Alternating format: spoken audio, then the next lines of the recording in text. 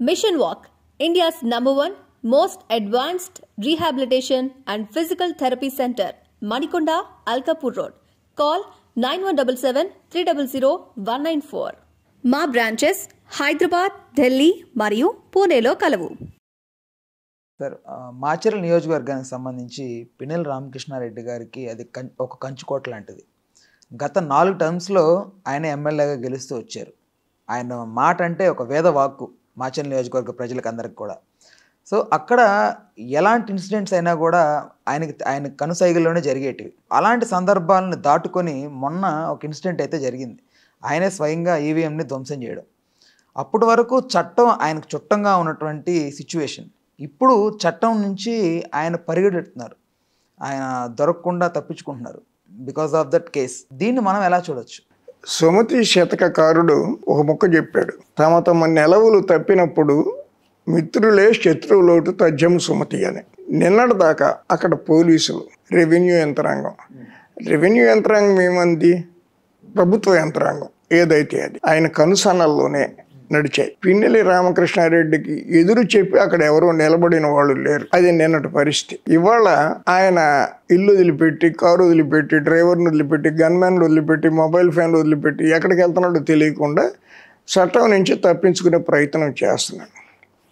కొంతమందికి తెలిసి ఉండొచ్చు, ప్రభుత్వంలో కొంత ముఖ్యమైన పోలీసు అధికారులు ఆయన ఎక్కడున్నారు, ఎట్లా తప్పించుకోవాలి అన్నీ వాళ్ళు చెప్తున్నారని పేపర్లలో అదే పనిగా వస్తుంది. అంటే ఏంటంటే, సాగినంతకాలమే బండి, సాగకపోతే మొండి అని ఒక ఎన్టీ రామారావు పాట కూడా ఉంది. ఏదో కారు దోసుకుంటా అయితే ఉమ్మడి కుటుంబం, లేకపోతే కోడలు దిద్దిన కాపురం అట్లాంటి ఆ 2 సినిమాలు ఏదో ఒక సినిమాలో ఉంటుంది. అది కారు క్లాస్ 1 కారు అయినప్పటికి కూడా ఆర్డర్లో ఉంటేనే కారు, ఆర్డర్ తప్పితే ఎడ్ల బండి కంటే హీనం. ఆయన ఊహించుండ్రు రామకృష్ణారెడ్డి గారు తాను చట్టం నుంచి ఈ విధంగా పారిపోయే రోజులు వస్తాయని ఊహించి ఉండరు. సద్దాం హుస్సేన్ తీసుకో. సద్దాం హుస్సేన్ ఇరాక్కి డిక్టేటర్. లేడీ బాడీ గార్డ్స్ ఊళ్ళో ఒత్తటానికి ఖాళీగా కూర్చున్నప్పుడు, జెంట్స్ కాదు, కత్తులు లాంటి చాకులు, సేనోక్లాక్ బ్లేడ్ లాంటి ఆడపిల్లల అతనికి యూనిఫారం వేసి చుట్టూతో పెట్టుకుని కూర్చునేవాడు బంగారపు సింహాసనం మీద. తన మాట it is a law, in those days it was a law. అసలు ఎదురు చెప్పటం అనే మాటని కలలో కూడా ఇరాక్ ప్రజలు ఊహించి ఉండరు. కానీ చివరి దశకు వచ్చేటప్పటికి ఆయన ఎక్కడ దొరికాడు?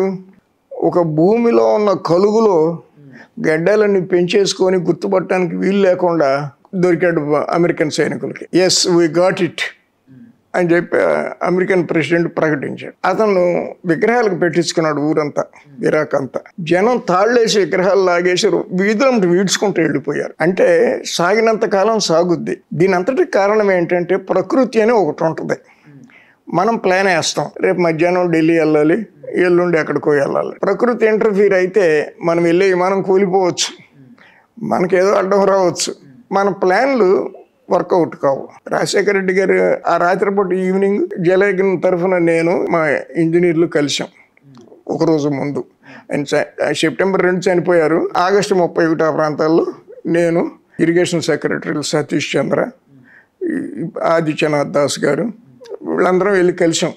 ఏదో టాపిక్ మీద మీటింగ్ పెడతాను అన్నారు, రివ్యూ మీటింగ్. మరుసటి రోజు ఏమైంది? పెట్టడానికి వీలు లేకుండా ఆయన చనిపోయారు.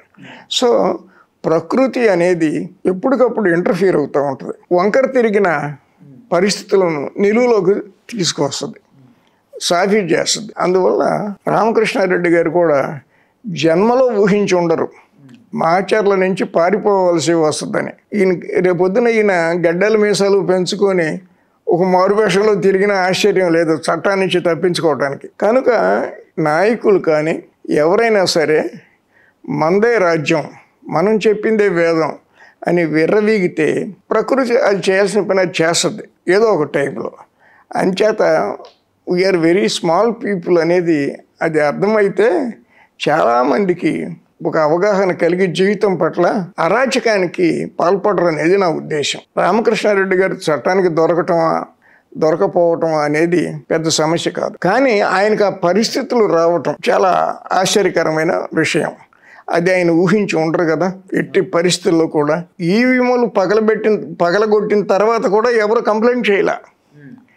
రామకృష్ణారెడ్డి గారి పవర్ అది మాచర్ల నియోజకవర్గంలో, లేకపోతే జగన్ ప్రభుత్వం యొక్క పవర్ అది. ఆ పగలగొట్టాడు రామకృష్ణారెడ్డి గారు అని చెప్పడానికి కూడా ఎవరికి ధైర్యం సరిపోలా. చివరికి ఆ CCTV ఫుటేజ్ బయటపడితే తప్ప చలనం రాల ప్రభుత్వ యంత్రాంగంలో.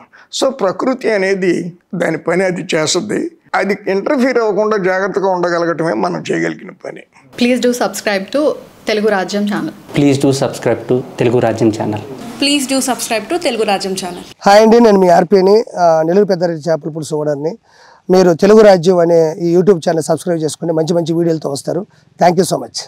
Hi people, I'm Sonakshi Verma and you please watch Telugu Rajyam and please subscribe to the channel.